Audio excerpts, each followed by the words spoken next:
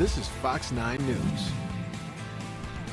Our top story this hour, a multitude of major bills making their way through the Minnesota legislature. All of this coming as lawmakers sprint toward the end of the 2023 session. Here's a rundown of the headlines there today. The House poised to pass state-run paid family and medical leave, while the Senate takes up tax bill negotiations. A committee also works to hammer out a public safety compromise, while first responders demand more disability support. We have team coverage for all of this tonight. Let's begin with our Corin Hoggard and the latest on the public versus private paid leave battle.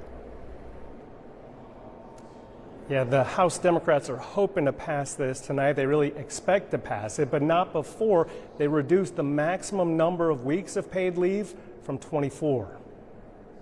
When Gen Zers think about moving to a different state, access to paid family medical leave is one of their top considerations, according to Minnesota House Democrats. So the DFL is trying to make the state more attractive. The goal of this plan is to extend the most even safety net across the entire state. Representative Ruth Richardson's bill would now allow up to 12 weeks of partial payments each year to people who need family bonding with a new child or who have a serious medical condition.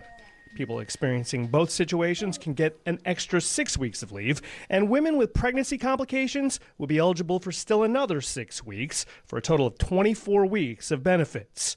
Republicans say they like the idea of paid family and medical leave, but they prefer a privately run program. The way that the governor and the Senate and the House are going about it right now is creating huge bureaucracies, huge costs. The House bill would create at least 300 new positions with the state. It calls for a $686 million Kickstarter from the budget surplus and then would fund itself with a small payroll tax. The public plan would start distributing benefits in July 2025, while Republicans say their private plan could start this coming January. But some business owners still believe the public plan is the best option. And the best option would cost 50% more than this proposal. Offers only 6 weeks off, excludes coverage for cancer, no maternity leave for adoption, no paternity leave, and would require a health screening.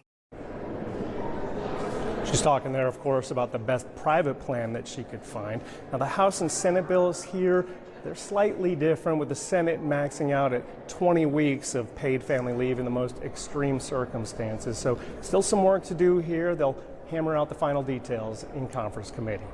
Live at the Capitol, Corin Hoggard, Fox 9. All right, thank you, Corin.